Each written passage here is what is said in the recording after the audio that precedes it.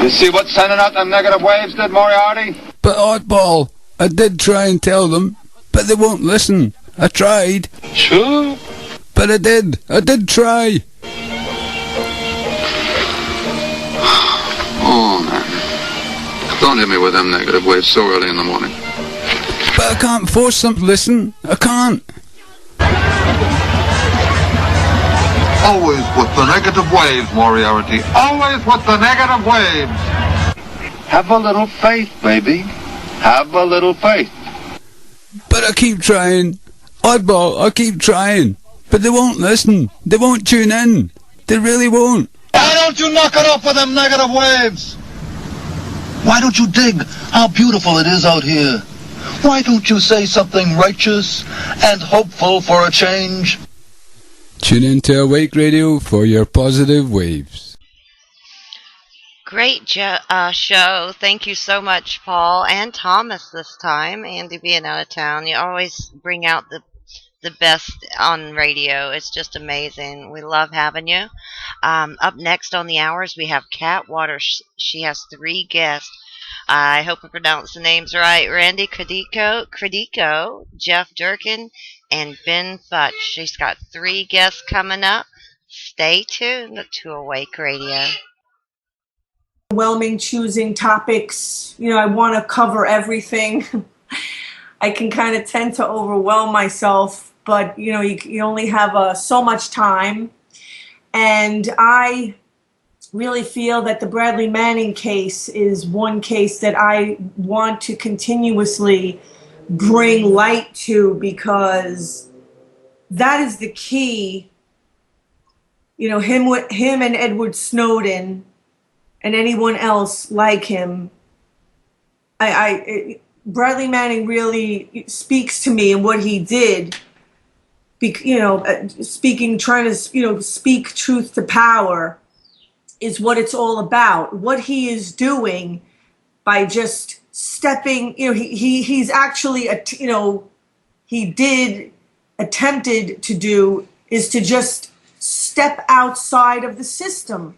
Just literally step outside of it. Let that, inner wisdom, the inner intelligence just, lift him up, and he courageously is relying on the hope that there are healthy, awake people, outside of the military for him to reach out to, and that are gonna take up where he left off. So that is my plea, I guess you could say, to whoever is listening. I just feel really strongly about this case. I wanted to mention a short video on YouTube that I watched. It was U.S. soldiers exposing the truth about the military. And this one soldier in particular, he was talking about being somewhere with all these explosions and stuff going on. And, he's in a group of other soldiers of all about, 18 and 19 years old. And, the sheer fear that's on the faces of these young soldiers, but then, he talks about how, whoever the commander in chief, on the scene would be, and like if any of these soldiers were to show any kind of, heaven forbid, humanity, by showing that fear, it would just be like, oh my, it's just that attitude of that super macho, you can't have any humanity, you can't show any just legitimate, real feelings, and he was going on to say that, we're the tough guys, whatever the name, I forget the name of the that they called like his particular group, his particular team, and and like it really kind of, hit me that I feel like that attitude is almost just epidemic in our society. I mean, because even I grew up with that, like, oh, be tough. I've been called like, oh, people have said so many times to me in my life that I was too sensitive. I mean, it's just that same sort of ongoing attitude. I mean, and I'm a female, and like you're not allowed to be a female. I mean, give me a break. Like it's this. I call it a climate shift. It's like, a human climate shift where what's normal and emotionally balanced in people has so shifted over to the, has been, is on the way to just becoming so extreme, of like, right, this toughness and like, it's like no limits. It's just trying to create a society of no limits, because that's what crony capitalism is. You can't have any limits. Like you can't stop. You can't come up for air. You can't take a break. With all the money, all the power that these, I'm just going to call them sociopaths, have, it just is never enough. And what we have to do is exactly what Bradley Manning did, I'm putting my hands in a timeout position, excuse me if you want to ever come up for some air, like you're a wuss, you're a, you're a sissy, for having limits, for being normal and healthy and being balanced, because as much as people might not want to admit it, might not get it, might have destroyed it inside of themselves, everybody has masculine and feminine traits. Everybody. It's normal. Of course, men have more masculine traits, women have more feminine traits, but overall, men and women both have a combination of masculine and feminine, and having them in balance, is normal and healthy. So it's, to all the people out there who, I think there's something wrong with embracing any kind of sensitivity, especially the macho guys out there or macho girls or, whatever. I'm making a plea. Embrace your gentleness, embrace your sensitivity, embrace your caring. That is strength. To be, in this endless, tough, steroid machismo to the extreme, first of all, it is unsustainable, quite like the crony capitalist mentality that has been created in this world.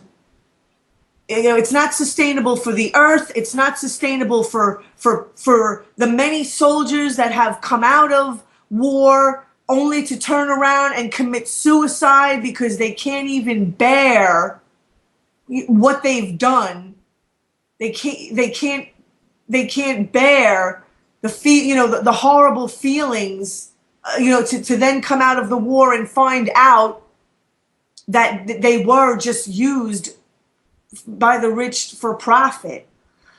And I just wanted to play, I wasn't able to make it down to Chris Hedges and Professor Cornel West on Sunday spoke at this church in DC about Bradley Manning. It's a 10-minute clip.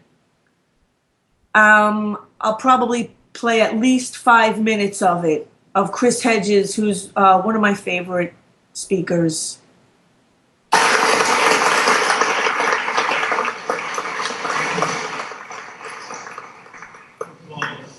It's an honor and privilege to be here with my good friend Cornel, you, the city of bloodsucker.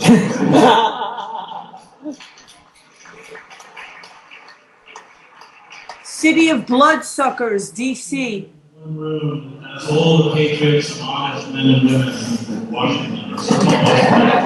And I think you shouldn't underestimate the extent to which the work that you've done has spooked and terrified the lynch squad that is going after Bradley Manning. I spent 7 years in the Middle East, so the Middle East bureau chief for the New York Times, and I've been on the ground. I've been on the receiving end of empire. And in my mind, the only opinion that counts on Bradley Manning is the opinion of the victims, the mothers in Iraq, Afghanistan, Pakistan, Somalia, and Yemen who have lost children. Ask them what they think of Bradley Manning. Bradley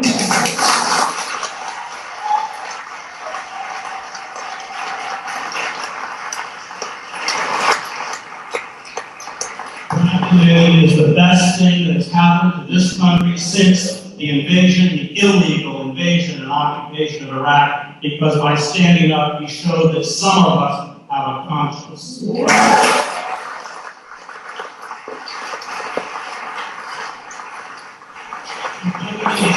up and name a crime, a war crime, as a crime, and then suffer the punishment that is being meted out for telling the truth.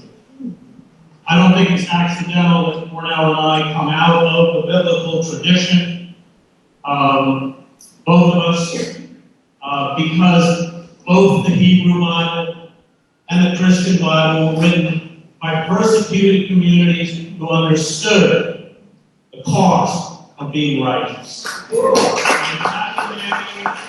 of us saw the life and the action of a righteous human being who took upon himself the Christian metaphor, the cross, who picked up the cross and accepted the sacrifice with such courage and dignity and poise and intelligence.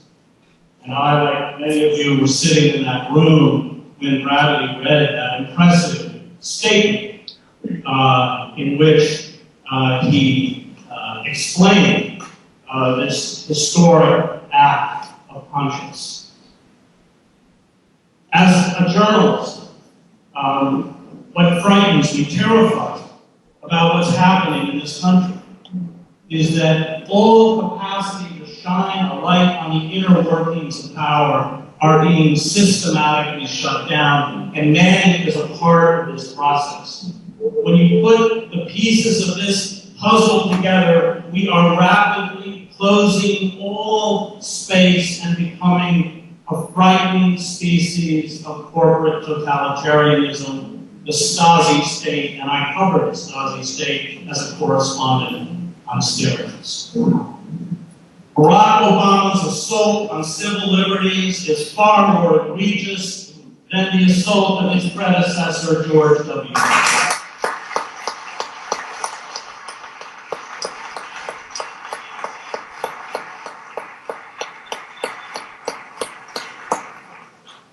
Radical interpretation of the 2001 Authorization to Use Military Force Act as giving the executive branch the right to assassinate American citizens. The use of the FISA Amendment Act to retroactively make legal what under our Constitution was once illegal, the warrantless wiretapping, eavesdropping, and monitoring of tens of millions of Americans that we now know because of Snowden, Edward Snowden's courageous release of evidence that it is virtually all of us being downloaded into the supercomputers in Utah. And why was the FISA Amendment Act retroactive? Because when the telecommunications companies handed our personal information over to the government, there were a series of challenges in the lower courts which they knew they would lose, and so their lobbyists showed up with suitcases full of money to give them retroactive immunity. Barack Obama supported the FISA Amendment Act. He had been elected president but had not yet gone into the White House. The use of the Espionage Act now has Snowden 7 times to shut down whistleblowers. I have friends who I was an investigative reporter for the New York Times. I have friends who do investigative reporting, and they will tell you that at this point there is nobody within the national security apparatus, and this is being extended to every government agency, who will speak even on background because, of course, they're terrified of having this applied to them. The National Defense Authorization Act, Section 1021, which permits the U.S. government to carry out, in essence, extraordinary rendition on American streets to seize U.S. citizens who, in the language of that section, substantially support. That is not a legal term. That is not material support. Substantially support Al-Qaeda, the Taliban, or something called associated forces. Again, a nebulous phrase. Strip them of due process and hold them in military facilities until, in the language of this section, the end of hostilities, which in an age of permanent war is forever. We won our case in the Southern District Court of New York. Judge Catherine Forrest, and you should read her 112-page opinion on her ruling when she ruled this section unconstitutional, because it is an exploitation of the destruction of the separation of powers. She actually brings up the plight of the 110,000 Japanese Americans who were stripped of due process and interned during World War II in camps. And she says, in her opinion correctly, that in essence what this section of the NDAA does is allow the government to criminalize an entire group of people, which, let's be honest, is you and me. Okay, I'm going to end it there. It just goes on for another 3 minutes because I wanted to bring up the following guest, Randy Credico, who I saw on Saturday. I believe it was Saturday. I'm kind of, maybe it wasn't Saturday. Anyway, we had a 1984 rally and march against the NSA one day this week. I forgot what day it was. And Randy Credico is a comedian. He's actually running for mayor here in New York City. Just waiting to get a note from Paula, the producer, to see if she has him on the line. Oh, she's calling him now. Okay. So Bryant Park was where we gathered. It was a pretty successful, a fairly decent amount of people, of course, not enough people. It's pretty sort of, unnerving when you're out there. And these issues that are just ridiculously significant, and the amount of people that come out for them is just not enough. Hello? Randy? Yeah. Hi. Hi. What time am I on? Oh, you're on now. So I should go outside then where it's not so noisy here. Yeah. Hello. How are you? Good. How are you doing? Yeah, I don't, what day was that, 1984? Well, it was Sunday, that's right, it was Sunday. Sunday. So before you came on, I played about a 7-minute clip of Chris Hedges' talk in D.C. about Bradley Manning. And, I'm sure you can pretty much piece together, what he has to say about him, that he's the best thing that happened to this country in a long, long time. And you're actually running for mayor in New York. Yes. How's that going? Well, we're cut out of half of the debates, or 3/4 of the debates, but we are on a few. I've been on 5 of them. I've been on a lot of the forums, and the whole thing's contrived to focus on the candidates that have been selected, that have gone through the screening process of the power structure, with the real estate interests, Wall Street, and the banks, and the police department. So Those are the ones that they poll, and then they have artificial criteria, arbitrary criteria to be part of the debates, and it's based on polling. If they don't poll you, then there's no way to know if you get a significant number to qualify with their artificial hurdles. So I'm still doing okay. I think that there's room for a internet social media movement. I mean, we're all turned off by the electoral process. I certainly am. This is it's a totally serious, but it's also performance art. I'm just shining a huge, bright light and a very reflective mirror on the entire bogus process, the electoral process. New York City, which is not unlike the presidential elections. So they've chosen the five, not even the five. The whole thing will narrow down to a few people that they're comfortable with who will win, and things will go on as usual. Why did you come out on Sunday for that rally on 1984? Well, because I wanted to make sure that everyone out there in this new, there's a lot of people that finally have had their oxes gored. It's a big shock that I've never been shocked that there's been domestic spying, but a lot of these young kids who are upwardly mobile, we saw a lot of them there on Saturday, Sunday. That their Fourth Amendment they feel have been violated. They have been, and all of us have been. But there was. I want to make sure that everyone knew about what African Americans have gone through for the last 20 years in this city, and really longer than that, with the war on them, the violation of their Fourth Amendment rights every single day. A lot of people that are now concerned were not there for the African Americans that have been going through this, and Latinos that have been going through violation of their Fourth Amendment rights every day. It's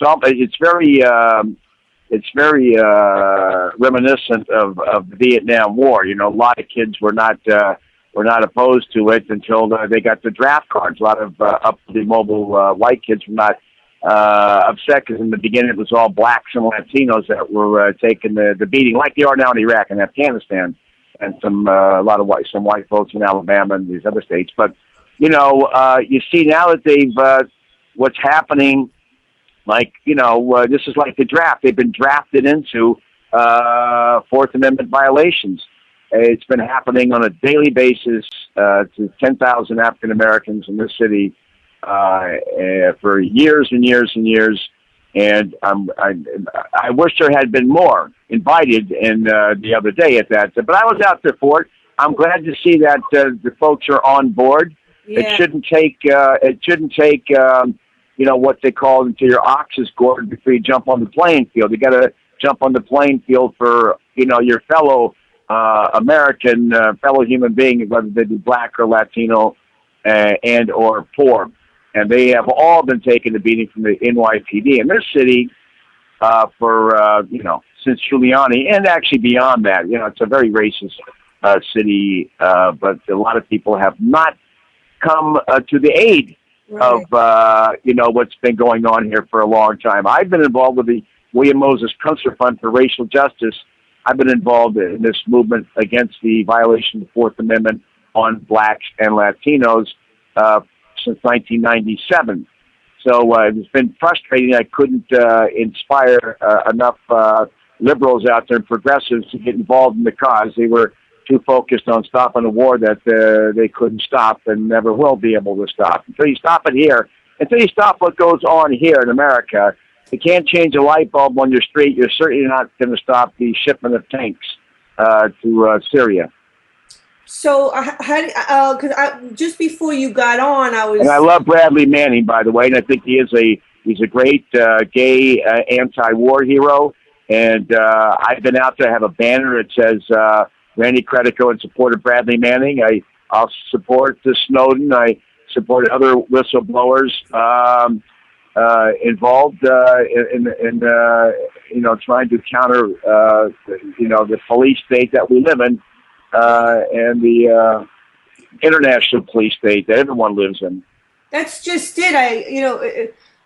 This crony capitalist society, it perpetuates that, like extreme macho attitude that the military has, and wants to, right, like, I'm trying to find the right word, like feminize, like you're a wuss or something if you're not, like super tough, and if you're not into like slaughtering innocent people and torturing people, that you're somehow, like gay or like a I don't want to, I'm afraid I'm going to say something really like vulgar. I don't want to say anything vulgar, but I mean, it really is just like a mental illness, the extreme, like, I don't even want to use the word masculine, because it's not even masculine. It's the extreme of that. And, so God, right. So if you have a conscience, if you're, because Bradley Manning was actually abused when he first got in the military. I watched a video about him, because of course he's, not an extreme macho guy. So they kind of were bullying him when he first even got in there. Yeah. Well, you have it here. You got 3 million people in prison in the country. Why didn't that wake up people here? Why did it take for this domestic spying and the war? People should have been involved in that, and they did not get involved. They didn't get involved in the civil rights movement in the 60s. They waited to the anti-war movement to get when their ox was gored. Right now, there are people drafted into a domestic war, and it's a war on drugs. You got 3 million people in prison. But since they're poor and black and Latino, a lot of the people are now coming out. We're not there for them. It's the same thing that happened in the 60s. It's like the anti-slavery movement. Emerson said back in the 1840s that unless you could stop slavery, you could not stop what was going on outside of the U.S., which was Texas and the annexation of Mexico, be it California, New Mexico, Arizona, all that land was going to be part of the expansion of slavery. So as long as slavery was the core of the problem at that time, unless you were able to snuff out slavery here, it was impossible to snuff out a war that was predicated on the expansion of slavery. So we got something going on here. 3 million people in jail. They got tasers. They got handcuffs. They got ankle bracelets. They got all sorts of toys. The police industrial complex that's got to be combated right here. But it's going to take a major uprising an uprising not with arms, but uprising with people on the street demonstrating. Tons of people have got to go out there with nonviolent resistance to all of this and try to put an end to it. Same way they put an end to the dirty war in Argentina by the nonviolent resistance by the Madre de Plaza de Mayo. Exactly. I mean, that, I almost feel like I'm repeating myself, but that's what it keeps coming down to, that same point over and over again, is that it's going to take enough people, and more people have to wake up. More people. Well, listen, the problem is that you got only officially 7.5% unemployment. I would say it's closer to 12%. But even that, it's a very low unemployment rate compared to the rest of the world, most of the world. And as long as people are working, they don't care. If you've got a job and you're paying the bills, you don't care. Until there's, every mass movement has always emerged out of a depression, out of a economic chaos. Whether it be the French Revolution, the wars across, the revolutions across Europe in 1848 were all predicated or pushed by, impoverished conditions and economic despair. The Russian Revolution, the Cuban Revolution, the Sandinistas. As long as there's been, until you get Yeah, I'm sorry. No, it's okay. I just wanted to ask you, I mean, but is that all people to aspire to, is to just have a job and pay their bills? I mean, Yes, that's human being. It's human nature. I mean, that You're would be working 40 satisfying hours to a me. week. You're not going to join Occupy Wall Street, all right? Most of the people out there either were unemployed, many of them were trust funded. It wasn't like you had people that were working 45, 50 hours a week that were joining, except for the union guys that come down there. That was good. The guys that would come down in support of it. But That's it didn't... why, maybe that's why it's good to be unemployed, because then you actually have a real occupation to, like then you're free from your slavery and you're not keeping the system going anymore to make some real changes. Now you actually have the time, you're free to make the real changes and to address the conditions that need to be addressed, because nobody's going to pay anybody to, to go rally and march on Wall Street. I mean, nobody, unless you're working for some kind of nonprofit. I mean, who's going to pay people? Who's going to have a job doing that? So maybe being unemployed is kind of a good thing. Well, it's, I can't tell you what's going on is part of it's the human race. It's the same old story. It repeats itself over and over and over again. The country with the most power always exploits, whether it be the Romans, the Greeks, the Austrians, the French, whoever has the power, the Brits, they use it. And that's the way the human, how we've evolved as we progress and we reach a point where we have 10 billion people on the planet, and some want it all, and some have always had it all, and it's always going to be that way unless, it's going to take centuries and maybe a millennia of evolution to get beyond it. There's got to be some kind of social movement, spiritual movement that evolves, but the human race is just too, worse than like rats. It's a race of rats. We're all rats. It's those who have. If they didn't have, you see poor people become rich people, and they become as bad as rich people. So it happens. So let me ask you. You got up at this rally at Bryant Park, and you kind of spoke a little bit about what you would do if you were mayor. Do you feel like sharing some? I do a lot of things. I didn't stop and first I get rid of the police commissioner, replace him with a guy like Frank Serpico or Graham Weatherspoon from 100 Blacks in Law Enforcement. I would denude the police department of funds for minor crimes. I would defund the district attorney offices. I said I would name that park Bradley Manning Park or Snowden Park. But, I would bring the spirit of Frederick Douglass into the city. I would work on a fund to pay the debt that we owe African Americans after, centuries of the Middle Passage, slavery, Jim Crow, and the current war on prison industrial complex. I would work on a way to fund that. I would tax Wall Street, 0.5% sales tax on all transactions, and use that money to underwrite. See, we have plenty of money here. It's just that it's buried in a few hands.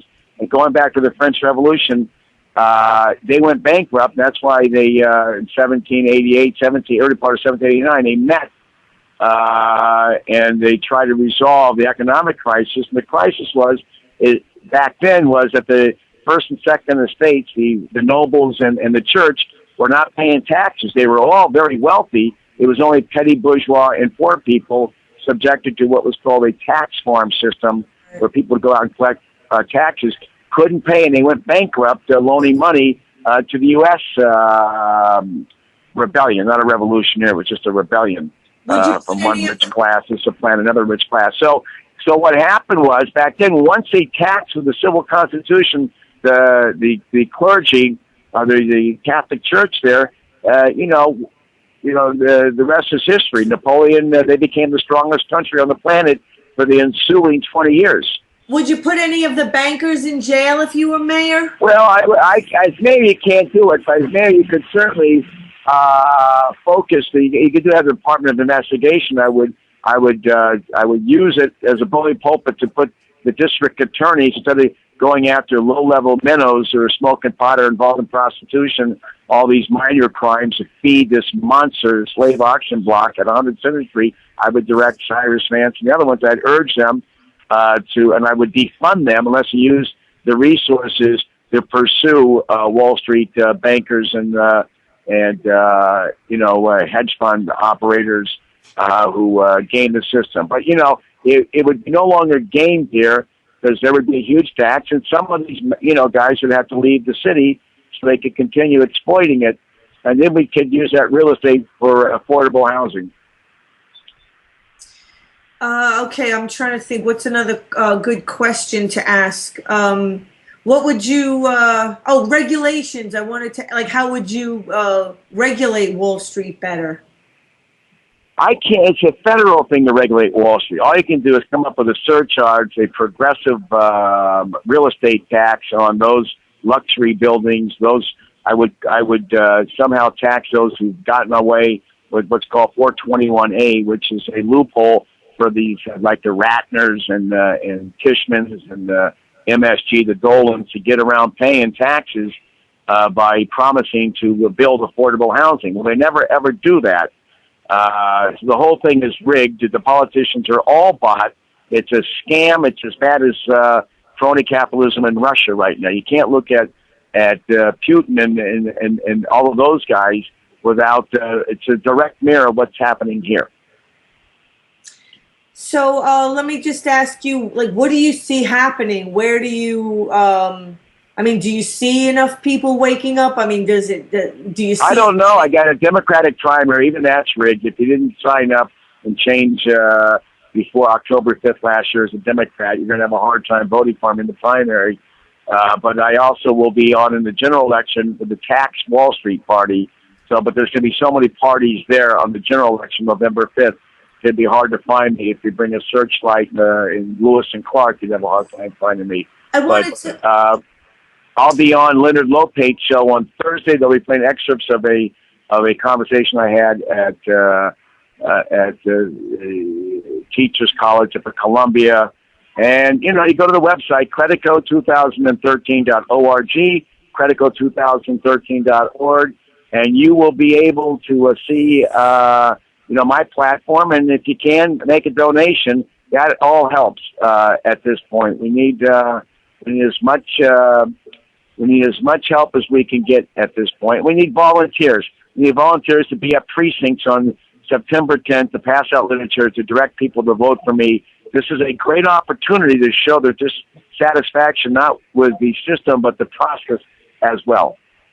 That was kind of leading into my next question. Is that how you're able to raise the money? Because I'm sure that's usually the impediment to people, getting elected is they can't raise the funds. It's the people that have all the money that end up,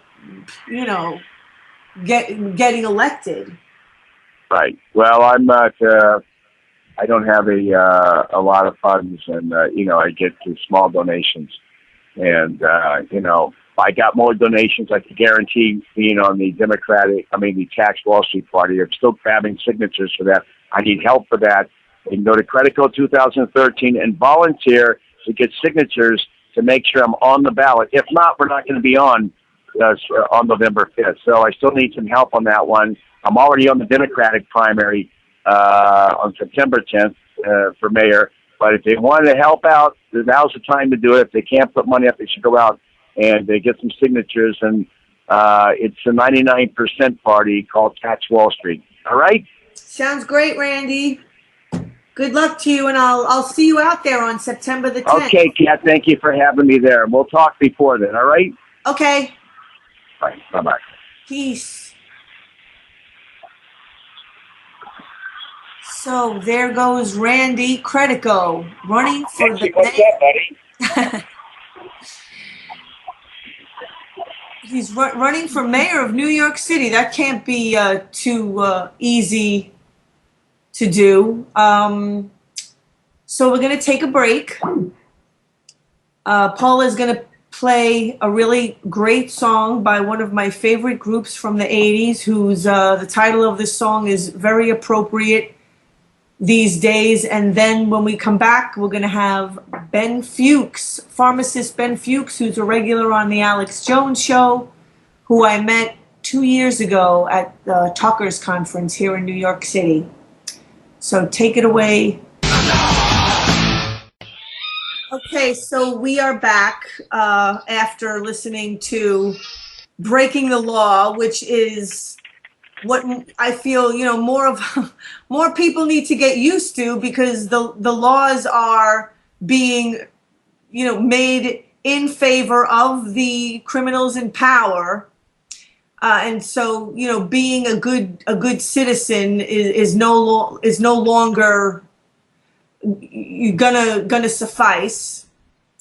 So moving on, we have pharmacist Ben Fuchs, who, like I said, I think it's 2 years ago, June, I met you at the Talkers Conference with Alex Jones. That was the first time I met Alex Jones. And yeah, you were just on his show recently.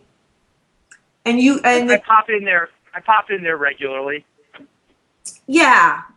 I like Alex Jones. I mean, I know he's Alex is a great guy. And you know what, Alex? Let me tell you about Alex. Like, I've gotten to know him a little bit the last couple of years. He's, first of all, everything you see is genuine. He's 100% like that. He is passionate about liberty. He is passionate about waking people up to the same thing you're waking people up to. This tyranny, this global corporate tyranny that's shrinking and ultimately destroying humanity, or taking the humanity out of humanity. Exactly. And he really is passionate about that. And you know what else? Let me tell you something else that people don't know. He's really a great guy. He's funny. He's sweet. He's nice. He's kind. He's just a great guy. He's a great guy to work for. I see how he treats his employees. He's a great guy. When I go there, he treats me really well. He's just a great guy, on top of being a very important asset in this battle against tyranny.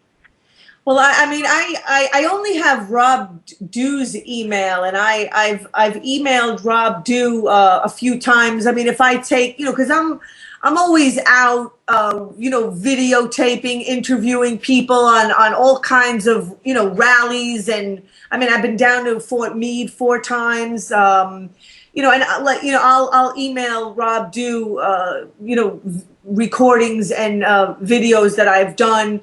I'm always telling Rob, and anything I can do for Alex Jones. I mean, if you're you're doing it though. You know what? We're all in this thing together, Kat, and you're motivating to do a radio program. That's a lot of work. You don't have to do that. I mean, I've been sitting on your butt eating. You could be sitting on your butt eating French fries. You don't have to go out and do a radio program and wake people up. See, but that's just it. I mean, I for me, I do have to do this because.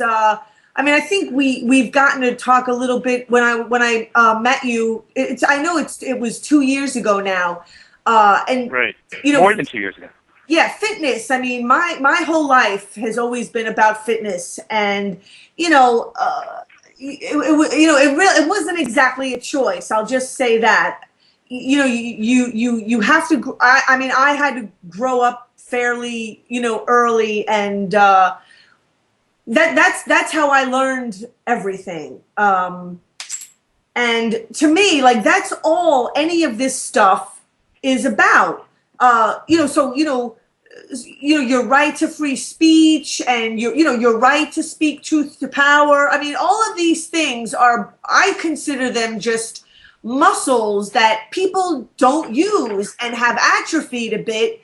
And, because most people are not taught that it is their right to these things, and what you don't use, you lose. And all that's happened is the powers that be have taken what rightfully belongs to the people, not just financially, but emotionally. The people. They've done it even better, though. They've done even better, or even worse, depending on how you look at it. They have convinced people to give it up willingly. Yeah. They have gotten a system where people, they make it a little egregious so people will scream a little bit, but the 90% people are okay with. The 10% extra people scream a little bit, but the 90% people are okay with. The 90% of the money, of the wealth, of the health of Americans, that's stolen, most people don't even care about that. It's only when it goes over the top that people go crazy. And, But the system is so perfect. The system is so beautiful in an evil, twisted kind of way. It's so every little loophole is closed, and every little I is dotted, and every little T is crossed. It's almost perfect. People give up their right to be free in order to be safe, supposedly from shenanigans that are created by the people who are making you safe. How much more beautiful can it be, Kat? You know what I'm saying? The thing that people take their shoes off. People take their shoes off at the airport so they can be safe. If they ask them to bend over and spread their cheeks so they could be safe, they would do that too. See, that's what I'm saying. Like, people don't recognize, I hate to, bring it up because everybody brings it up so frequently, the frog in the boiling water metaphor. But, I wonder, The frog in the water? The frog in the water is actually going to talk about? Yeah, that's a good metaphor. The totalitarian, David Icke calls it the totalitarian tiptoe. You heard that? Imagine the cops, came to someone's house and literally said to that person, excuse me, ma'am, sir, we're going to have to cut your arm and leg off, in order to keep you safe from the terrorists, from the bad guys. Same thing. Okay, well, we can't have terrorists. Here's my arm and leg. We can't have we got to be safe. It's in the name of safety. That's literally what's going on. But because you can't have, because, Kat, life is inherently fragile, and the human species will do anything to get away from that fragility. Life is inherently dangerous. We've created civilizations from the very beginning, from the age of Sumeria. We created empires, we created civilizations under the guise of deifying our protectors.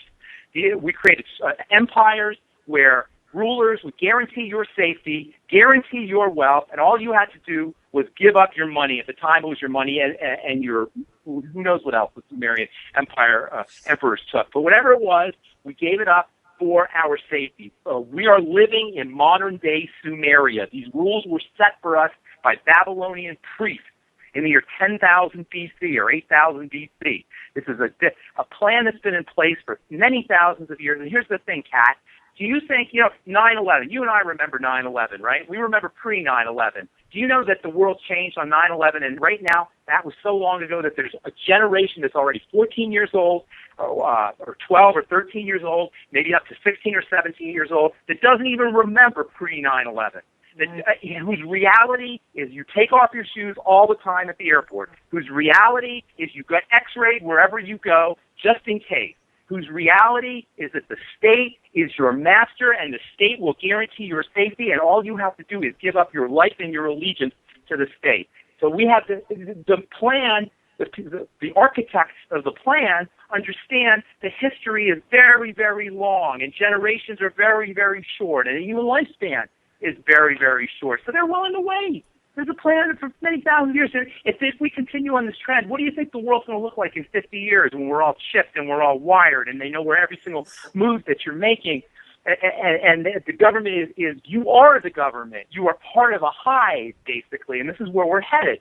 Do you think that people who were born in the year 2050 are going to know what it was like 100 years ago, except for in a history book? They're going to be able to relate to it. They're just going to be bought into it. And that's how we're headed. And the one thing that we can do to change it is spirituality and consciousness. That's the one thing we can do to change it is to become spiritual. I'm not saying religious, by the way. Because religion is part of the monster. It's part of the Leviathan. Exactly. It's part of the plan. I'm not saying religious. It's spiritual. Get in touch with your inner wisdom, your inner God, your inner connection to what is. And that's kind of what you were talking about. We say nature, and we've lost our connection to nature, but really nature is the face of this spirituality. Nature is the face of the inherent Gaia that the planet is. Not that the beings on the planet are, but the planet. You know what I'm saying? Exactly. And we've lost that, and we've gotten away from that. And we still have an opportunity because you and I are talking about this. So there's still a little bit of light. There's still a little opening. The door hasn't completely slammed shut yet. Because you and I are still up for this, and you and I are still talking. And can I say one more thing, Kat? Yeah. Okay. We also have to own something called the shadow. you know what the shadow is? Oh, We have you're talking about my favorite stuff. I mean, we have to own our dark side. No, but Kat, we can't blame the other. We have a culture where we sweep things under the rug. We put people in jail. We don't want to see our problems. We have to own George. George Bush is my inner George Bush. Obama is my inner jerk, my inner manipulator. My inner liar is Barack Obama. My inner idiot is George Bush. You understand what I'm saying? My inner whatever manifests as the culture and the reality that I live in. And we have to own that. And so we can't say, oh, those guys are bad, the New World Order is bad, because they represent our fear. They're our fear made manifest. Because when you operate out of love, you are operating in fear. Or when you're not in love, you're in fear. And if they're not in love, which they don't appear to be, you can't have Predator missiles, Hellfire missiles shooting people out from the sky if you're in love. Now so they must be in fear, correct? You know, you have to understand what we consider the other is our inner shadow selves, our inner fear, our inner evil, our inner manipulators, our inner dishonesty. Now you're making me think of, back in the 90s, because, right, like I've been doing this stuff all my life. Like I've read every self-help book that is in print practically. Nice, you know? nice. I mean, since the early 80s, I have been on a,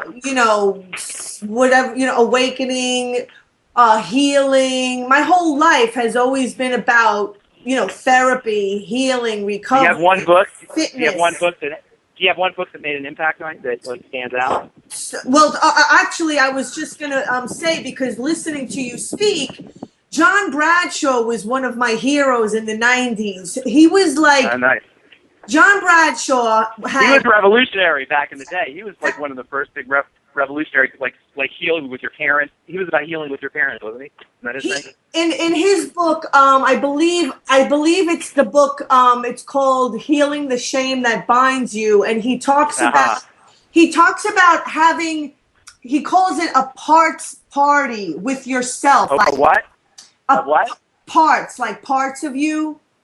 Oh, a parts party. Oh, that's good. I like that. Because he talks about how we learn to cut off. Disassociate from these parts of us, to compartmentalize. Right. That's part of trauma. That's the way that the body handles trauma. It compartmentalizes. In fact, schizophrenia and many fragmented personality disorders occur after babies are traumatized. In fact, the powers that be sometimes play around with the mind to learn about the mind by creating these compartment beings. There's a lady named Kathy. You know who I'm talking. You know what I'm talking about? That Kathy lady. I forgot her last name. She talks about how she was abused by government, NSA and CIA and government. Do you know what I'm talking about? No. Kathy. Oh, it's a great story. I forgot her last name though. A real pretty good gal. She was raised in Michigan. This is her story, and she talks about how politicians, including Gerald Ford, would come and molest her and do unspeakable things to her. I've never heard of that. Yeah, and she wrote a book about it. She talks about how they use these kinds of techniques and tricks to study the mind, because children have very young minds, very undeveloped minds. So they're raw minds. So you can learn a lot how to shape a mind by getting children involved. So you have a raw mind and you do all these weird things. And what they discovered is that with great trauma, you can compartmentalize the mind. You can create beings that have completely different personalities. You can manipulate their mind so that they can form different personalities. Right. And it's done through trauma. And we all have that. We all have minor versions of that. We maybe most of us weren't unspeakably traumatized, although some of us might have been. But most of us have gone through mild trauma, and we have mild compartmentalization. Well, that's just it too. Like I'm sorry, if I could just say this, sorry, Ben, that what I feel like people live like today is almost kind of in a state of shock, or like like a mild state of hypothermia. Mild, we're numb. We've checked out. We're not present. We're not present. It's trauma. Because it hurts to be alive. There's an inherent pain to being alive, Kat, and we want to avoid that inherent pain of being alive, and we'll do whatever it takes. Life is fragile. People die. Stuff happens. It's entropy. It's part of physics. Systems they fall apart. They dissolve. And so we live in a world where things fall, where there's gravity. And so things break and things get damaged and people die and the life force is fragile and all of these things happen, and we will do anything not to feel it instead of turning around, by the way, and confronting this, because this is where our power comes from, is integrating our shadow instead of running away from our shadow, owning our shadow, loving our shadow, being with our shadow, being accepting of our fear, being accepting of our depression, being accepting of our human emotion, being accepting of our human nature, being accepting of who we are. All those feelings that, because I feel like we live in a homophobic world where, it's a homophobic world. That's good, Kat. I like that. I'm gonna steal that. I like that. So we live in a homophobic world. No, I mean, it's true. It's because crony capitalism is so, like the masculine gone completely insane. Yes, so, it is. Well, we don't have capitalism, though. Forget it. We don't really have capitalism. But just the idea of scarcity, the scarcity myth, it's a tired old myth. The scarcity myth is not true. We have abundance on the earth. We can tap into all kinds of energies. We live in a friggin' ball of energy. But that's there's no lack anywhere. It's a lie. They want you to think there's scarcity. They want to wipe any trace of, what we typically think of as feminine qualities, like right off the face of the earth. Right. It is a patriarchal dominated society. But here's the thing. The patriarchy's smart enough to worship the goddess. They're not dumb. They know where the power is, and the patriarchy at the highest levels worships the goddess. That's what these rituals are. They're worshiping the goddess. So are you saying goddess? I can't hear what ISIS, goddess, the goddess, ISIS. Right. ISIS is the Statue of Liberty. They worship the goddess. They do it in secret, but they understand where the power is. They ain't no dummies. The patriarchy. They know how to tap into the power, and the power is with the goddess. But they've created a culture in their image. They've created a culture in their own image, using the goddess, but creating it in their own image. It's the Tower of Babel. They're trying to climb technology and climb science to reach God, to reach spirituality. That's the ultimate goal. The ultimate goal is to create a nervous system. Turn somewhere. What's that? I think they made a wrong turn somewhere if they're trying to reach God. I mean, I don't know. They're trying to become one with God. They're trying to fly to the sun, like Icarus. They're trying to fly to the sun. They're trying to integrate with the sun. That's the whole object. That's why they're trying to build this. That's what transhumanism is. I mean, these people transhumanism is and uploading the mind. All of this are ways to reach some kind of next state in evolution, to create a new species like God would be. They're trying to become like God, to create a new entity. And that's what's happening. We're creating a nervous system called the Internet. Humanity is being crafted from the inside out in a godlike fashion.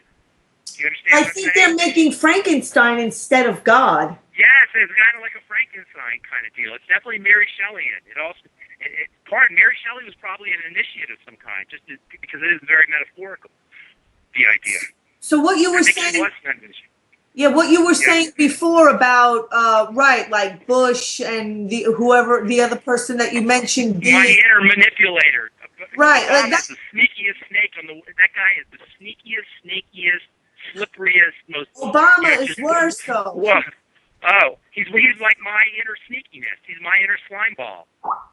You know what I'm saying? Obama is my inner slime ball. Exactly, but that's what I'm saying. Like the whole point of that is the fact that people have to own that in themselves. If we owned our inner Obamas or slime balls, right, we would take our power back from them. Like that. That's we'll take our power back from them. Ben, when I hear, I go to like a lot of rallies and stuff, and I hear, peaceful protesting and things like that, which I do agree with. But again, I to a point, I feel like we really do have to push. We have to push these people. You got to be very, very careful. You got to be, because they feed. When we go into fear, when we go into anger, and we go into fear, we shrink our brains, and we don't heal ourselves. We don't grow ourselves. We shut down our biochemistry, and most especially shrink our brain and direct energy from the brain, from the frontal cortex, where we need to be, into the lower areas, the limbic system, the reptilian brain. And you want to be very careful about fear and anger. Very, very, very careful. A certain kind of anger has power in it. Exactly. But you got to be But you got to be very careful. It's a dangerous place to be. Well, exactly what you were saying before about, owning our parts, and the reason why I love meditation and I've been practicing yoga for a really long time is, that's how we learn to do these things. And, we feel our anger and then, and then you breathe. You feel your anger and then you breathe. You feel it. You don't repress it. You feel it and then it's gone. But you got to feel it. You got to feel it. You can't be afraid of it. Right. It's no different than learning how to surf or learning how to ski. It's the weather. No, it's the weather, Kat. It's emotional weather. And there's emotional weather. Like there's storms sometimes. It's all emotional weather. And you know what the great dream of science is? Why we have technology and science? You know why? Where it came from? Because we needed to control what? The weather. Oh, God. So that's a metaphor. It's about controlling the weather. This is all of civilization is about controlling the weather. And that's a metaphor. That's the externalized version of internal weather, which is your emotions and your feelings. And we have internal weather, and we want to control that too. When the internal weather, like the external weather, can't friggin' be controlled. What is this? So you have to let the internal weather happen. Exactly. You have to let the storms come by and let the sun come through. And this is part of it, part of the nature of life. And you know what, Kat, when you think about it, it's pretty damn beautiful. A storm is a beautiful thing. I love storms. I love a good storm. Oh, my goodness. And afterwards, how clean is it after a good storm, Kat? Exactly. How sparkling clean. And what do you get? By the way, what do you get at the end of the storm? A rainbow. How freaking cool is that? And how great does it feel after you've gotten to feel your real feelings of anger, or you had How great does that feel? That's the best feeling ever. How about crying, Kat? How about a good cry when it's out of your system? I know about that, believe me. What's that?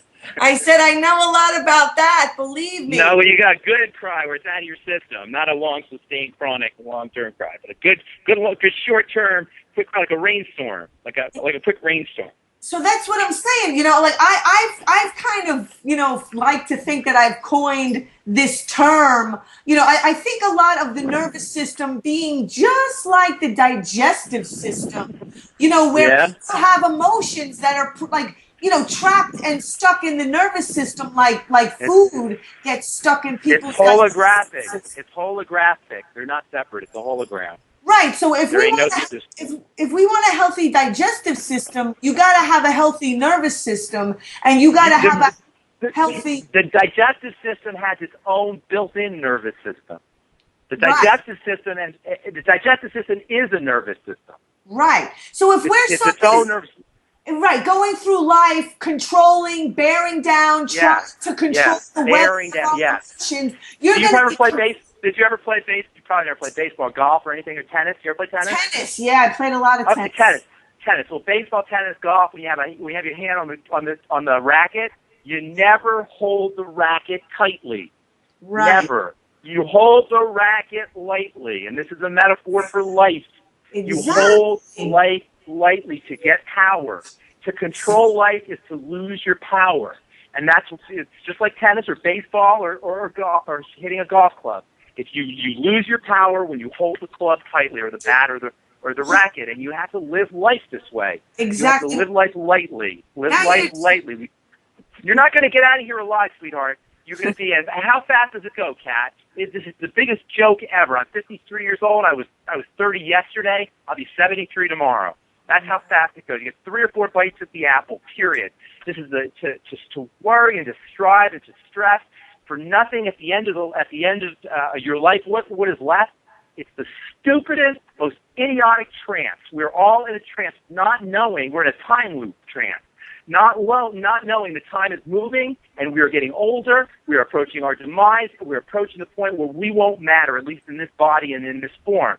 It's very important to keep perspective, to keep the time perspective in mind. Very important, Kat. In the long run, I don't know how old you are, but sweetheart, say you're 40. I assume maybe you're 35, right? You look in your 30s. So I'm thinking 35, 36. Is that all right? We'll go with that, okay? You don't have Sounds good to me. But what I wanted to say, because you were just describing yoga practice. That's exactly what it is. It's about balance. It's about balancing the hard and the soft. and doing everything with your breath. You know, the breath is the life force, you know. I mean, to me, yoga is ingenious. Whoever invented this practice. You know what yoga means? You know what the word yoga means? To yoke, to unite. To connect, exactly. Right. To bring things together, to connect God and to connect the spiritual world with the physical world. It's all about yoga. There's many kinds of yoga. By the way, I invented a yoga. There's many kinds of yoga. Do you know there's many kinds of yoga? There's Hatha yoga, Raja yoga, the mind, Tantra yoga of the body. There's Bhakti yoga, Dharma yoga, Karma yoga, all these different ways. So I figured, what the hell? I'm going to invent my own yoga. All right, you ready for this, Kat? Yeah. This is my yoga that I invented, and you can join it if you like. And I call it party yoga. It's the yoga of having a good time. Yeah. The yoga of enjoying life. The yoga of playing. The yoga of reframing whatever is appearing in your life. It's a very important word, by the way, reframing. Very amazingly powerful tool in life. To reframe whatever is occurring into your life into a play context, into a fun context. This is true mastery. It's the Philosopher's Stone. The Philosopher's Stone, you know what the Philosopher's Stone is? They were searching for the Philosopher's Stone. The philosopher had to turn lead to gold. That's what the Philosopher's Stone is, right? The alchemists, great alchemists. Here's the Philosopher's Stone. This is how you turn lead to gold. This is how you turn crap into manure, whatever metaphor you want to use. This is how you do it. Yes, the word yes. Y-E-S is the Philosopher's Stone. Yes. When you can say yes to whatever appears in your life and treat it as if it's an adventure, a play, even if it's the New World Order, even if it's the corporatocracy, even if it's whatever it is, if you can treat it like it's part of what ancient people used to call Leela, or the cosmic play, the grand play, you are an enlightened being. Now, obviously, I can't do it. I'm not saying I can. I get caught. Stuff catches me. I haven't had any traumas. Nobody's died dramatically in my life, so I can't speak for other people. I don't have any weird, terrible diseases, so I'm not judging anybody, telling anybody to do this. But this is something to at least know is a goal. Know that we can strive for this, to attempt to have this. If we can't do it when something tragic happens, maybe we can do it when we get a bill. Or maybe we can play a game with the bill, or when our kid does something. You know what I'm saying? We may not be able to do it when the full-blown tragedy hits, but we could do it with the small suffering. The Buddha said life is suffering, right? That's one of the Buddhist principles, life is suffering. What he meant was it wasn't suffering like, I'm suffering, whoa. It meant suffering like somebody's in front of you and you get a red light. That's suffering. Well, it's about legitimate suffering. John Bradshaw used to talk about, because people would always want to be escaping from their legitimate suffering. And that's what, Yeah, that's another strategy. Absolutely. I didn't know John Bradshaw said that. That's a great one. Yeah, we do that.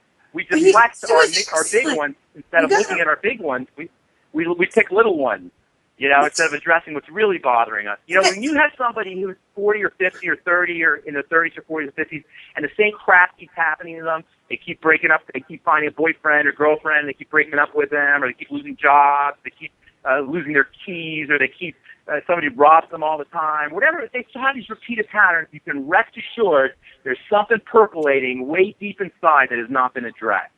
And it usually has something to do with mommy and daddy, I need to say. That's John Bradshaw probably said something about that. Well, I think the key to everything is the way that we grow up. I mean, even like the powers that be, they don't escape the laws of nature. I mean, they need a 12-step recovery program just like anybody else. I mean, that's right. They get addicted. They have addiction problems, just like anybody. All of it. They get cancer. They got to breathe the air. They got to drink the crappy water with the fluoride in it. They're not exempt from mental illness. I mean, no, they're not exempt from cancer. They get cancer. They get all kinds of shit or crap. They get all kinds of stuff. And so, right, I mean, for people to just, like when you were talking before about, it came to me, caveat emptor, when... Caveat emptor, they said in ancient Rome, because there were people in ancient Rome too. Exactly, when you were talking about how they're taking people's freedoms away. So... Caveat emptor. Right. I mean, the Bible where you can't just take. But the problem is when you're 9 years, when you're like 6 years old and you're pledging allegiance to the flag, you're steeped in the cultural narrative that has been written by those who have a vested interest in making sure it gets written a certain way, you know, it's very tough. You have to have a certain in order to break the cycle, you have to have a certain input of energy. This is part of something called chaos theory. The idea that systems will tend to stay stable until new energy gets inputted in it. It's a physics concept. Right. It's part of system theory. It says that a system will stay stable unless energy is put into that system. And so what ends up happening is they create a stable system at a very young age. So you have this stable mental system that of a 9-year-old and 10-year-old, it's been stabilized. And so what you have to do when you're 16 or 17 or 18, and when the mind is a little bit flexible, still a little bit flexible, you have to input some energy into there, into this closed system. And that has to be, you read a book, you get a teacher, grace, it just happens, whatever. Something has to happen to create some kind of change in the system. Now, that's what these radio programs are about. That's what Alex is about. That's what you're about. That's what I'm about. We're putting energy into closed systems to try to shake things up in order to create a different system, in order to rearrange the system in a healthier way, I hope. Now, here's the thing. This is the ultimate problem. Systems always last longer than they should. So systems have a role to play, and then they don't want to die. Nothing wants to die. They ossify.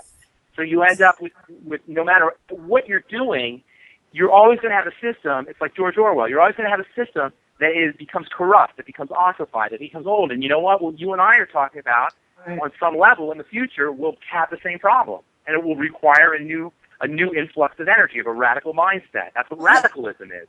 That's what I'm saying. I mean, like everything the way that this whole society functions is completely in the opposite direction of the way that nature works. The fact that these people want to be in power and just keep getting more and more control. of it, never, I mean, like it's completely backwards because, like real authority eventually moves over and allows the young to come up and replace it, Yes. It's fear. It's fear, Kat. It doesn't want to die. The system doesn't want to die. Nothing wants to die. And then to keep, the young coming up in a perpetual state of child. I think it's getting better. They can't keep it down. I think we're going to win. I think novelty will win. You know what I'm saying? I think novelty will win. Wish this is the battle. This is the great battle. The battle is between control and novelty. And systems always do better in novelty. You know what I mean by novelty? Novelty is a evolution term. It means there has to be some kind of change. There has to be something different. Systems always need something different. They need in order to evolve. So the great battle, which you could say, it's the goddess versus the alphabet, as this guy wrote a book called with the title, "The Goddess versus the Alphabet." It's the great battle between order and chaos, and it's the fundamental battle. You understand what I'm saying? Fundamental battle. It's in all the ancient religions. It's everywhere. Sex represents chaos. Satan represents chaos, or Satan actually represents the law. In a way, Satan is representative of Saturn, which was the law. Satan represented the law. Satan was about, for some reason, we got it backwards. We consider now Satan is like the enemy. It actually turns out that Satan represented the law, and the God, who was his nemesis, represented creativity, represented newness, represented youth, represented originality. Uh-huh. So we got it kind of backwards now. Now, because of our culture now, it worships actually Satan in a way. It worships order. It worships structure. It worships rings and barriers, which is what Satan represents. And actually, so we have it backwards. And there's some people who've written some interesting books about this, talking about the fact that Jehovah, the God that we worship, is actually not the real God. He's actually the bad guy. Have you ever heard of these books? It's like it's a Gnostic principle. The Gnostics used to say this, but there's some modern day Gnostics who are saying this kind of stuff. Kind of interesting. Not that I have any particular position either way, so don't send me emails if you're listening. But I'm just pointing out. I think it's kind of interesting. Well, this is the reason why my whole life I've never really I still don't consider myself political. I've always focused on. I have a hard time with politics too. Yes, I know what you're saying. We're never going to change anything if we're always dealing with it on a political level. Because politics doesn't come from nature. You know, I mean, politics is silly. The thing that unites us. You know when I realized the stupidity of politics, Kat? When I was 20 years old, in 1980, 20 years old, I voted for the first time, and I remember being all excited to go in there and vote. And lo and behold, I went to vote for Barry Commoner. Do you remember Barry Commoner? That's what I was going to vote for. And lo and behold, I'm looking at the friggin' voting machine, or the voting ballot, and there's like 20 people running for president. I'm like, what? I didn't hear about any of these people. Oh, wow. You know, John Anderson was the only guy I heard about. He was, and they didn't want him on the debate. They were ostracizing him. But there were 3 people running for president. There's 20 people in there, and I realized it's rigged. And then on top of that, I'm like, there's no way Reagan's going to win. You know, Reagan is deified, right? You know how they made Reagan into a god, a Republican god, right? They have a battleship raid. Back in the day, I'm old enough to remember where Reagan was considered a moron. Do you remember? I don't know how old you are. You're only 36. You don't remember this. But back in the day, Reagan was considered a moron, a stupid, dumb, just an actor, dumb man. And he's become completely deified. And I was like, there's no way Reagan's going to win. There's no way Americans are going to vote for Reagan. That's what I'm thinking in my head. And what happened in 1980? Not only did Reagan win, he won in one of the biggest landslides, maybe still to this day the biggest landslide in the history of presidential politics. And I said, I'm out of here. This is not, I don't know who these people are who vote, but they ain't like me. I don't operate on that level. And so I never voted again. Except I did vote. I didn't want to look at George Bush's face for 4 more years. So I stood in line to vote, I must admit, because I just did not want to look at his face. One thing that really worries me, though, about what's going on today is that people just don't know what healthy is. I mean, like, people think that sick is healthy and that healthy is sick. We set the bar so low. We set the bar so low. Can you, and I see this, just talk, I see this a lot. We only have a few more minutes, so I just wanted you to talk about helping people get off the, you know, the I'll tell you right now. I'll tell you a couple things right now that you want to do. If you're serious about changing your life, if you're serious about helping change the world, really, get off the drugs, you know. Because you can't. So, Kat, when you're sick, you can't do anything. You can't participate in life. It's in the machine, the Leviathan, whatever you want to call it. It's in their interest for you to be sick. And you don't have to be sick. You know why? Because no matter what, the human body is a healing and regenerating system. And all you got to do, right conditions. It's built. It has healing built into it. You have to actively suppress the healing system. And the number one thing, this is so important, Kat, if everybody just does this is huge, okay? You cannot eat the corporate swill. You cannot eat the corporate swill. It's poison food. This is the number one thing. Fritos are not okay if you're serious about this. Now, I don't judge anybody, and nobody should judge anybody. You know, I don't believe in that, but I'm just saying if you're serious about it, if it's corporate produced on some level, you want to stay as far away from it as you can. Unfortunately, the system is set up that you got to do certain things. I mean, everything's corporate. But if it's processed, if there's no life force in it, you have to use your intuition on this. You want to go living food as much as possible. You want to go fresh. You want to go local. You want to avoid interacting with big multinational Chili's and Red Robin and McDonald's and all that stuff. That's the number one thing you can do. And you say, oh, I have to eat. No, you don't. The human body does not have to eat a lot. It has to eat a little, a very little, a shockingly little, a shockingly little. And then why is it that you get? Why is it? Because of marketing. Right. So that's how that's why people think they need 3 meals a day. No, you don't. Basically, you need a meal every 2 days if you really want to get right down to it. Ben, let me just say this quick thing. Ben, let me just say this quick thing. One thing that I know for absolute certainty, people need to get out of their head, get into your bodies, into their bodies. Yeah, right. That's right. Shut your mind. Listen to your body. You know, right? Like, you know, absolutely. like let your body lead. The wisdom, the intelligence. Yes, listen to your body. Listen to your body. We get to that's what the one thing they don't want you to do is listen to your body. Listen to the wisdom of the body. Because that's how the powers that be are winning. They've decapitated people. Because our power's in our body. Our power's in our body. We're plugged in through our body. I'm going to say. The mind doesn't exist, Kat. Only the body is tangible on Earth. There's no mind. Right. And only the body lives in the here and now. The body is always in the present moment. Right. The mind can make whatever psychotic my body is made of spinach and of the trees. My body is made of the rocks and the earth. What's my mind made out of? There's no mind. We don't even know what it is. Gaia.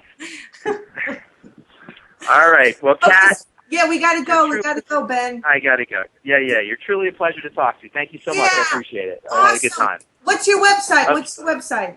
Oh, yeah. You can go to my blog. It's pharmacistben.com, and shoot me a Facebook and tell me, let me know you heard me on Kat's show if you're out there listening. Shoot me a Facebook, and then see, I have a blog, pharmacistben.com, and I got a website, brightsideben.com. So both of those. And then listen to the Bright Side every day. The Bright Side is on 9 to 10. Every day on the GCN, and there's tons of archives on Brightside Ben. It's all good stuff about health. Thank you so much, Ben Fuchs. Take care, Kat. Talk to you later. Bye. You too. Bye. Okay, he was very knowledgeable. He's very passionate. He was saying a lot of the things where he's right on the same page as me, thank God. It's refreshing. I didn't really have to, to struggle with him that much, which was a good thing. So we're going to take a short break. We're going to come back, and Jeff Durkin from We Are Change, Connecticut, who's been doing some really good interviews lately. He interviewed Ben Swan. We were together. We interviewed Alexa O'Brien together, and Brigitte Jorgensen, sorry if I'm not pronouncing her name right. She's from the Icelandic Parliament, who helped to create and put together the Collateral Murder DVD, and is involved in the helping out of Bradley Manning and the whole WikiLeaks. So we'll be back shortly. Thank you.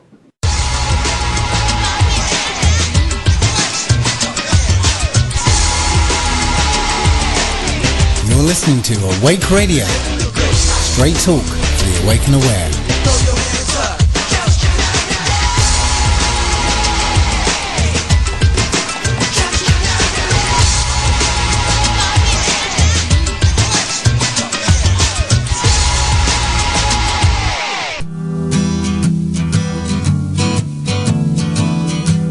So we're back after the break. We now have with us Jeff Durkin from We Are Change, Connecticut on the line, who I see at so many different events, rallies. One of the really good events that we attended together was at the Judson Memorial on whistleblowers and Bradley Manning. And we both interviewed, help me if I don't say her name exactly right, Brigitte Jorgensen.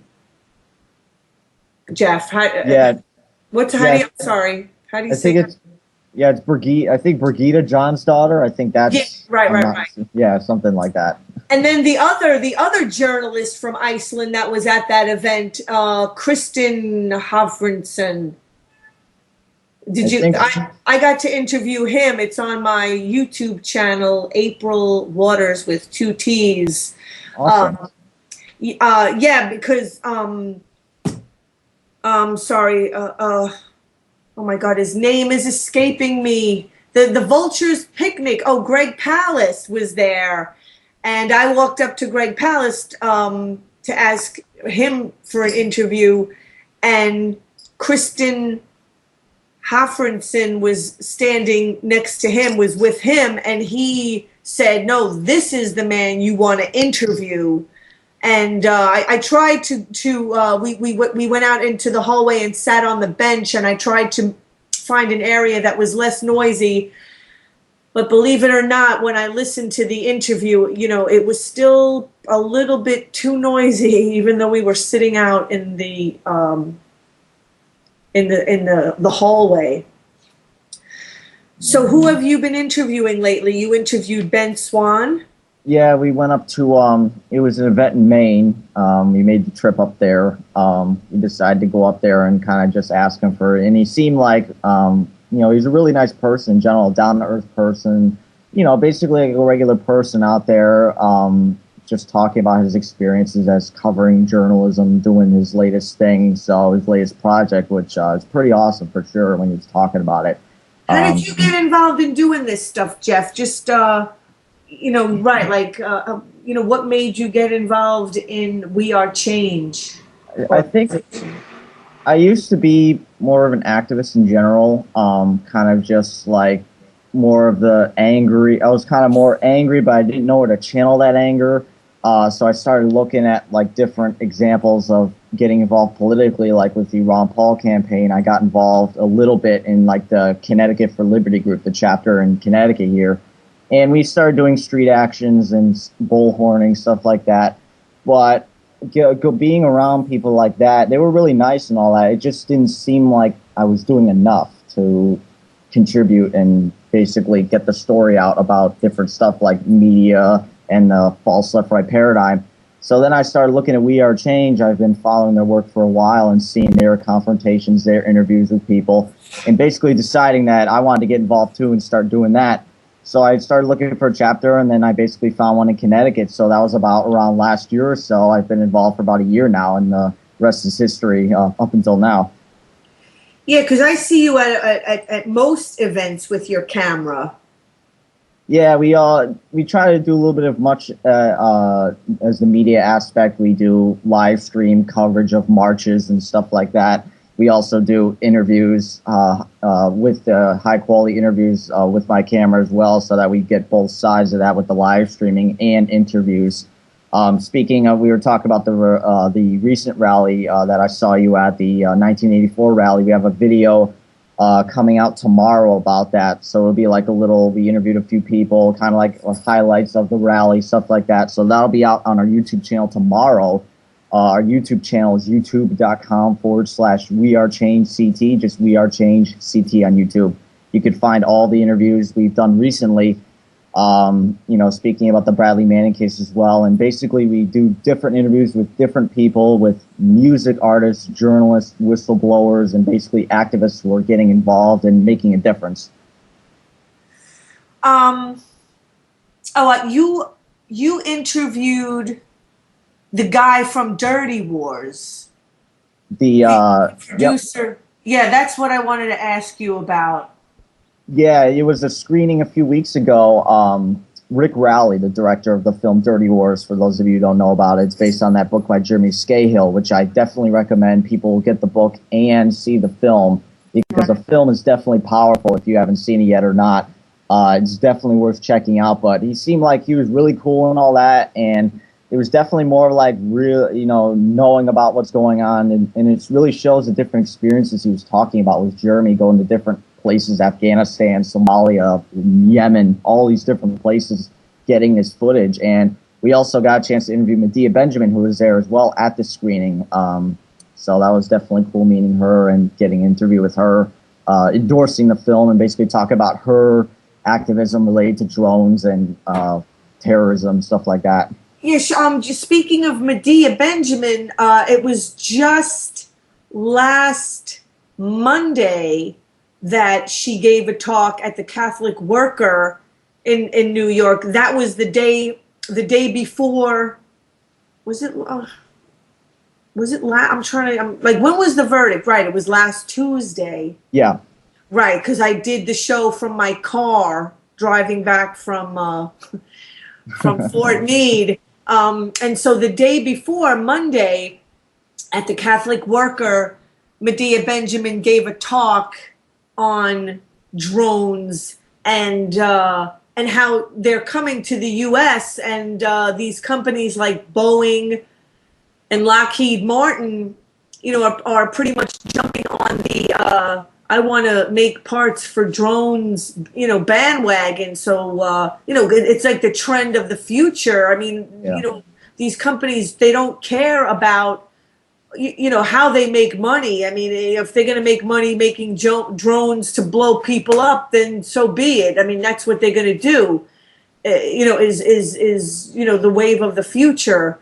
So maybe I'll actually find a clip from that talk and I mean it's she knows a lot about that stuff. I mean, apparently she's been looking into it for quite some time, and I actually found and then posted on Facebook the clip of Obama talking, and she was in the audience where she was they call her a heckler. I mean, could you imagine? Right. So that's what an American, just trying to, speak out and what you can't, you're not allowed to talk to your president, the clip, the clip is showing Obama, of course, who's like really not letting her say anything. And he keeps saying to her, oh, let me talk. Like, I'm getting to that. Like, oh, I'm going to address that, and then he's saying, oh, like, this woman has a right to speak, as she's being like escorted out by like 5 freaking like huge guys, Yeah, she talked about that kind of off camera in some interview that even her experience in activism, she was so nervous. I mean, I couldn't imagine doing that, what she was doing. Basically what people should be doing, like you just mentioned, of confronting the president on this, because she mentioned she was on other networks saying, oh, how dare you do that and stuff like that. But I think that's reasonable to do that, especially where it's based on what the media is not doing. What journalists should be doing is looking into these stories and asking questions. Basically, she's doing the job that journalists should be doing. And it's kind of, in the way they treat her like that is really amazing, like you just mentioned there. Heckling. There's a lot of that going around. That right, like Bradley Manning is doing what people should be doing. What the authority should be doing. Edward Snowden. I mean, there's Gerald Celente actually has this clip. I was gonna play it. I got so many clips I want to play. It's maybe if you don't mind being on with me while I play it. He talks about, it gets me a little annoyed. That's the problem. I get myself all riled up when I listen to this stuff. But Gerald Celente, he gets really perturbed in this video. So I'm just going to play a few minutes of it. I'll try not to play it for too long. But he talks about this guy Tubin, and what this guy says is just, okay, I'll just play it, and hopefully this is the part. I mean, like, again, like I don't want to play it for too long, but okay, here's Gerald Celente. Hi, this is Gerald Celente. And here are some of today's trends in the news. We can all rest easy tonight. That's right. Everything is okay. Everything is okay. They got Bradley, man. Oh, boy.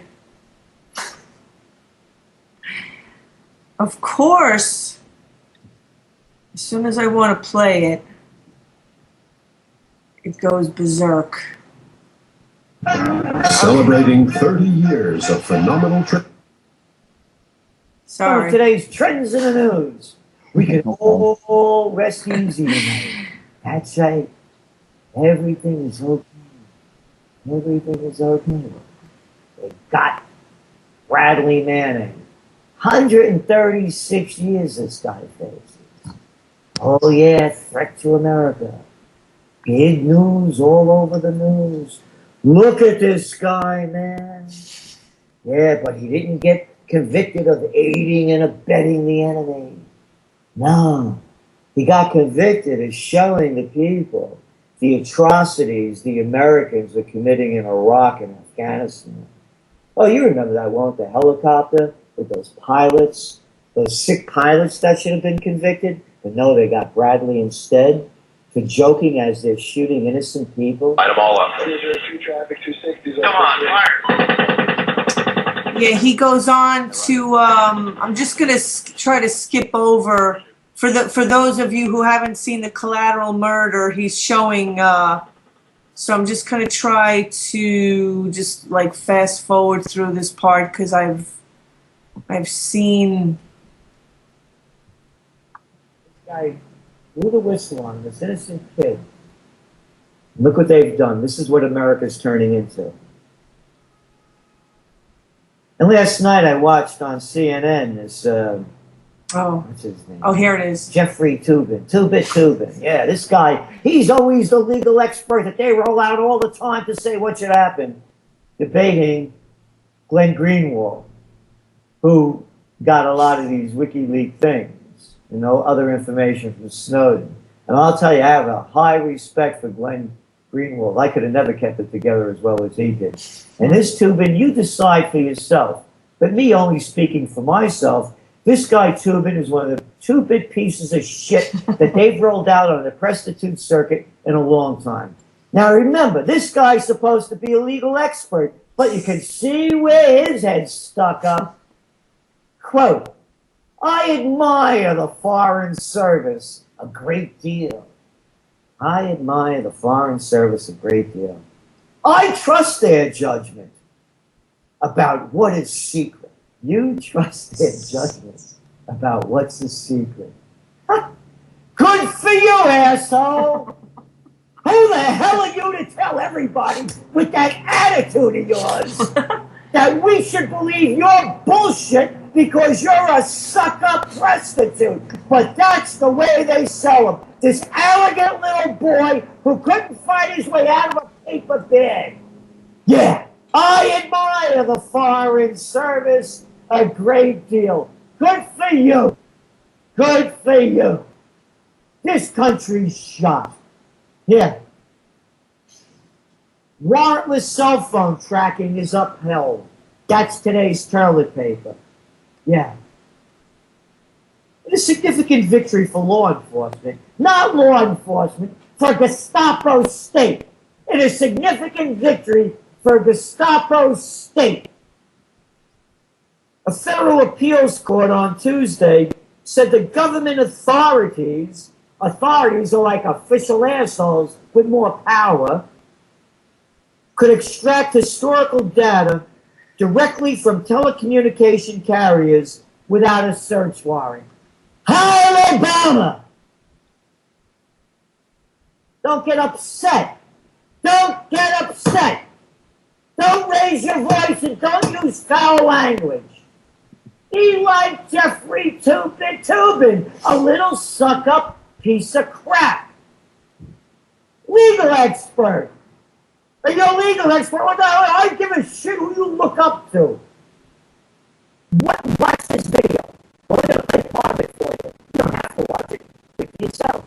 He released very low-level secrets that informed the world about the U.S. government and harmed nobody. It's not up to Bradley Manning to make the decision to disclose this. These are people who, the people who wrote those cables have devoted their lives to try to make the world a better place, particularly Foreign Service officers. Maybe you disagree about that, Glenn, but I admire the Foreign Service a great deal. And, I trust their judgment about what's a secret a lot more than I do Bradley Manning.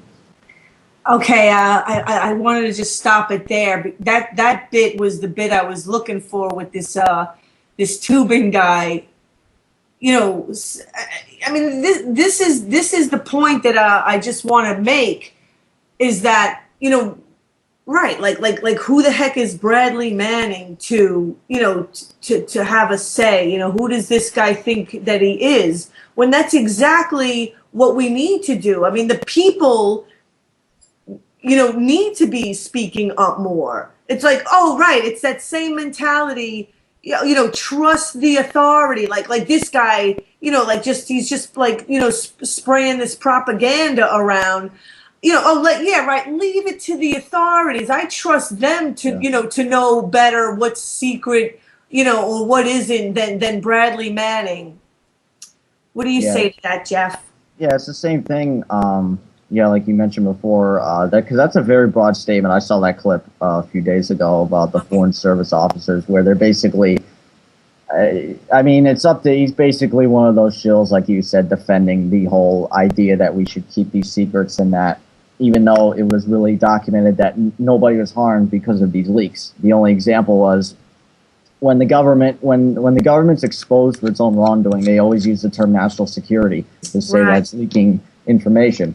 And what they're doing with Bradley Manning also, they're trying to make an example out of him so that any other whistleblowers can't come out and talk about any of this. So that's saying, look, you're going to go to jail for life just like him if you leak this information. So then don't talk and just continue on, keeping these secrets here. They don't want more Bradley Mannings or anybody else coming out about this information, even though it needs to be exposed for the right reasons. And it's almost sad in a way too that because maybe because I've interviewed different people involved with the case, is that like with Brigitte John's daughter, the producer, a co-producer of the Collateral Murder video, who I interviewed in April there at that event you were talking about, the third anniversary of the Collateral Murder video at that event, I think. Okay. And basically, like speaking of an example of her country, like Iceland, because the examples that aren't really told about their country that they've done that we're not doing here, jailing bankers, exactly. Occupying Congress in front of the building for days and weeks on end until they get an answer. Basically the real stuff that people should be doing here, but it's not getting done yet. And I don't know. It's almost like I don't like to get discouraged about it, how bad it really is. But there's always one of those. It's always to be stuck in the reality how bad it is. But the important thing is to look at good examples and to prop up people who are making a difference. And in this case as well, like you mentioned before, is that people like this need to be heard more, because otherwise you're not going to get anywhere else. Otherwise they're gonna bring out the corporate media heads to ostracize people like Glenn Greenwald. I remember Peter King talking about, I think it was Peter King, where he said Glenn Greenwald should be prosecuted for leaking the NSA documents, or not leaking them, but publishing them in The Guardian during those articles. Right. And it's just really a trend where it's continuing, where real journalism is becoming criminalized. Exactly. I mean, that's almost like the equivalent, or the equivalent to having someone's immune system removed from their body. Yeah. I mean, without an immune system, you're pretty much screwed. And like, so this guy's remarks, this Tubin. I love Gerald Celente. Saying, like who's Bradley Manning, like, to decide, to expose this stuff. Like, that's, I mean, it just, oh my God. It's sad because, he's been, already on top of what he's going to jail for. He's already been in solitary confinement for almost 4 years before even this trial has been going on. So, really, it's been going on since he was 21, 22 years old, around my age, where I'm at now, where, seeing him a few years older than me, even, just the example of that, of his situation, how bad it really is. It's to show that we all need to support him as much as we can. Jeff, I just have another clip I wanted to play. We have like 11 minutes left. I don't know if you saw this PBS video. Did Bradley Manning get a fair trial? And no, there's this other idiot. His name is Jeffrey Smith.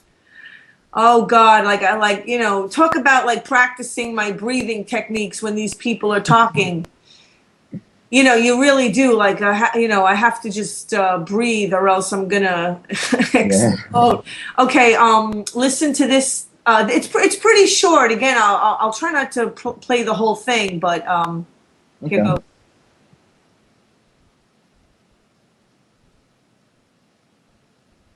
And we come back to the verdict in the court-martial of Army Private Bradley Manning and get reaction from Jeffrey Smith, former general counsel for the CIA and the Senate Armed Services Committee. He's currently in private practice and serves on the Department of Defense Legal Advisory Board. And Michael Ratner, President Emeritus of the Center for Constitutional Rights. His organization represents WikiLeaks and Julian Assange in the U.S. and filed a suit to gain access to documents and court briefs in the Manning trial. And let me get a response to the verdict from both of you, and then we'll walk through some of the issues. Mr. Ratner, you first. Was justice served? You know, I think it's probably one of the greatest injustices of our decade. Here you have a man who's revealed very important information about war crimes, whose information actually sparked the Arab Spring, and you have him being convicted of 20 charges that can carry 134 years, and you have the people who were engaged in some of the criminality he revealed not being investigated at all. Bradley Manning is a whistleblower. He should not be prosecuted. The people who committed the crimes ought to be prosecuted. Jeffrey Smith, your response. I see it very differently. He betrayed a trust. He had a trust to the United States when he made an oath to serve this country and to not disclose classified information. But more fundamentally, First of all, right, they said it even in the trial that the stuff that he released was not classified. Yeah. Right? So to you, Jeffrey Smith. Yeah. Well, yeah, just one comment there before you play it. Yeah, Alexa O'Brien, the last interview I did with her in April, she mentioned that the transcript of the Colorado murder video was public in, I forgot which book it was. Exactly. Yeah, the same thing. Okay, let me. There's just like another few seconds of this imbecile left. he had a trust to his fellow soldiers. The information that he released involved a lot of detail about our activities in Iraq and Afghanistan. To be sure, some of it was terrible, the machine gunning of the civilians. That should never have happened. But he betrayed his trust to soldiers and put their lives at risk. And I think it was a fair trial, and I believe he deserves to be punished. Mr. Ratner, pick up on the trial itself. Was it your sense, as much as you could tell, that he received a fair trial? Well, I wouldn't really call it a fair trial. I mean, we had a year until we can get access to the information. I sat there, it was like Plato's cave. You couldn't tell what was going on. It took us a year of litigation to get that out. I think he was overcharged tremendously, aiding the enemy, which of course he was acquitted on, which was the one good part of the trial. But to charge a whistleblower with espionage, that's nonsensical. It's the Obama administration hitting truth tellers with a sledgehammer. I don't think that's fair at all. As far as the oath issue, you know, when you see something that's a greater crime, whether it's Vietnam and the My Lai massacre, or whether it's what Bradley Manning saw, I think you have a higher duty to disclose criminality when you see it, rather than go along with it. Bradley Manning is a hero for doing that. Well, Mr. Smith, of course, since many of the facts weren't in dispute here, it became exactly how one sees Bradley Manning, right? I think it, not quite. I think the judge handled it well. He was a soldier. He had promised not to disclose classified information. There were 700,000 documents. Not all of those were crimes. The vast majority of them were routine reports, diplomatic exchanges, details about U.S. operations. I think what he did put American soldiers at risk. It caused great harm. And this is not the My Lai massacre. It's 700,000 documents that caused great harm. And what is your sense of the aiding the enemy charge, which was much in dispute, of course? I think the judge handled that well. The government may have overreached a little bit in its charge, but she let the evidence be presented at trial, and she then found him not guilty. I think she handled it very well. Mr. Ratner, you're saying not only was that overreaching, but you think the espionage, using the Espionage Act, was as well? 2 points I want to make. One is Mr. Smith said and talked about harm. There was no evidence of harm that came out at the trial. They never proved that. The State Department or others have said that there was no genuine harm here when they're pushed on it. So let's get rid of that. Clearly, aiding the enemy was a ridiculous charge, but charging whistleblowers with espionage is also nonsensical. It's a World War I statute. It makes no sense. I don't think he should have been charged at all. But hitting him with 6 charges of espionage, 5 of which he was convicted when he's a whistleblower, is really overreaching, and is what I call a sledgehammer that the Obama administration seems to be taking to whistleblowers and journalists as well. Okay, I'm going to pause it there because I don't want to let Jeffrey Smith have another word. But, right, so Michael Ratner, I mean, that guy is definitely has his head screwed on straight. And, like, I just wonder if, this Jeffrey Smith guy, of course, I just feel like what they say is just completely rehearsed. Because, right, what harm? Like, where's the harm that's come? There has not been any harm. No one's been killed by what he's done. Yeah, exactly. It's you're right about Michael Ratner for sure, because I've met him a couple times and actually interviewed him at after the Jeremy Hammond case, the the one from a few months ago, not the recent one, but from a while ago, and basically talk about the idea of whistleblowers and tying it all in, because even with him and all people like that, it's important to defend people as well. But it's the same doublespeak they always use. They say it's espionage, it's criminal for leaking documents, even though once you're a whistleblower, you're protected under the Whistleblower Protection Act. I think was it from 1990 something, I'm not sure, but one of those acts where when you leak information, like especially like war crimes, is that you're protected under law. You can't be charged with a crime. Like it's the same old saying, whistleblowing on war crimes is not a war crime. It's that same idea where they charge Manning with the crime instead of the actual people who committed it. Exactly. Before you came on at the beginning of the show, I played a clip that I wish that I could have gotten to go to DC, where Professor Cornel West and Chris Hedges spoke on behalf of Bradley Manning, I really like Chris Hedges, and he, just speaks about, it's terrifying. It's literally terrifying what's happening. Where, just speaking from your pure conscience, from your, like, that's why I called this show Organic News. So, Bradley Manning was just being organic. He was just being and attempting to step outside of the charade, to step outside of the Twilight Zone and defibrillate the psychosis, Yeah.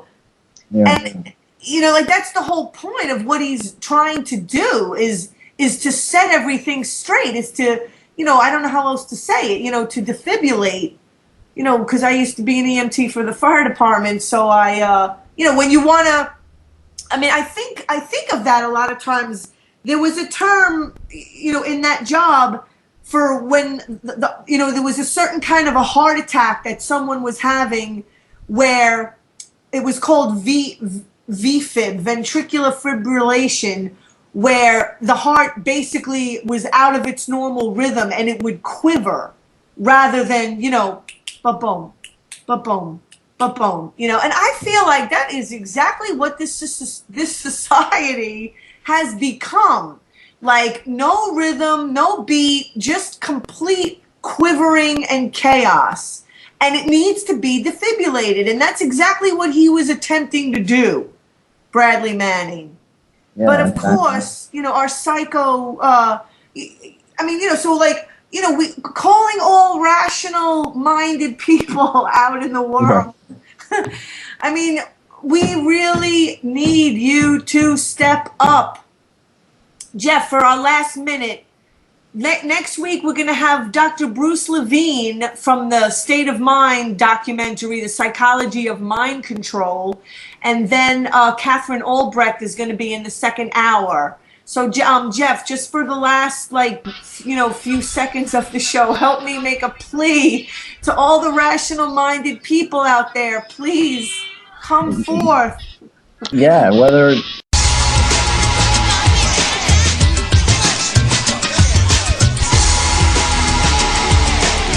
You're listening to Awake Radio. Straight talk for the awake and aware.